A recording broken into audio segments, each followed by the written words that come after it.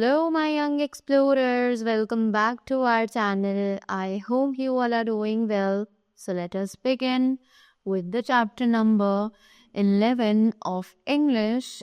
And the name of the chapter is Unity is Strength. Right? So, let's talk about this chapter and see हमें क्या समझाया जा रहा है. So, once there were two bulls. They lived together happily on a farm. तो एक बार की बात है, दो बुल्स हुआ करते थे और वो एक फार्म पर बहुत ज़्यादा खुशी से रहा करते थे. They were very good friends. वो दोनों ही बहुत अच्छे दोस्त थे. No animal dared to go near them. किसी भी एनिमल की, किसी भी जानवर की हिम्मत नहीं होती थी कि वो उनके पास जाए. The bulls would fight back and attack together. कि जो बुल्स थे वो वापस लड़ते थे और दोनों एक साथ अटैक किया करते थे, हमला एक साथ किया करते थे. Even the lion did not have the courage to go near them.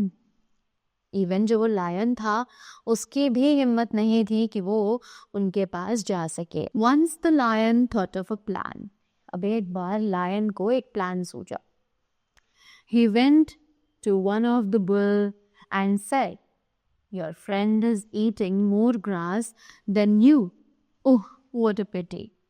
अब लायन को एक प्लान आया दिमाग में और उसने एक बुल के पास जाकर कहा कि जो तुम्हारा फ्रेंड है वो ज़्यादा घास खा रहा है, कितनी बुरी बात है. The lion told the same thing to the another bull. अब लायन ने यही चीज़ जाकर दूसरे बुल को भी बोल दी.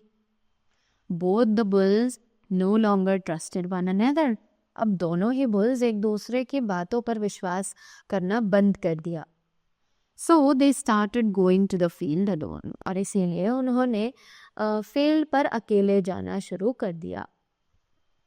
One day one bull was eating grass all alone. अब एक दिन एक बुल जो है वो घास खा रहा था बिल्कुल अकेले.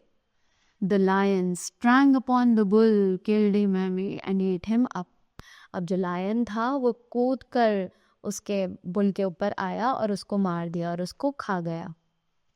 The other bull did not go to his help. पर दूसरा बुल उसकी मदद करने के लिए बिल्कुल नहीं गया. After few days, the lion killed the second bull and ate him up too. अब कुछ दिनों बाद जो लायन था उसने दूसरे बुल को भी खा लिया और उसको भी मार दिया. Together the bulls were strong and safe. तो इससे हमें ये पता चला कि जब वो बुल्स दोनों एक साथ थे तो वो बहुत ज़्यादा ताकतवर थे और सुरक्षित भी थे. Nobody could harm them. कोई भी नहीं था जो उन्हें नुकसान पहुंचा सकता था. Alone the bulls were weak. पर अकेले वो दोनों ही बुल्स बहुत ज़्यादा कमज़ोर पड़ गए थे. Thus it is said that unity is strength. इसीलिए ये कहा जाता है कि एकता में ही ताकत है. Unity is strength. Right? So that was all about the chapter. I hope you all enjoyed it and you all learned something from this. So thank you so much and do have a great day ahead.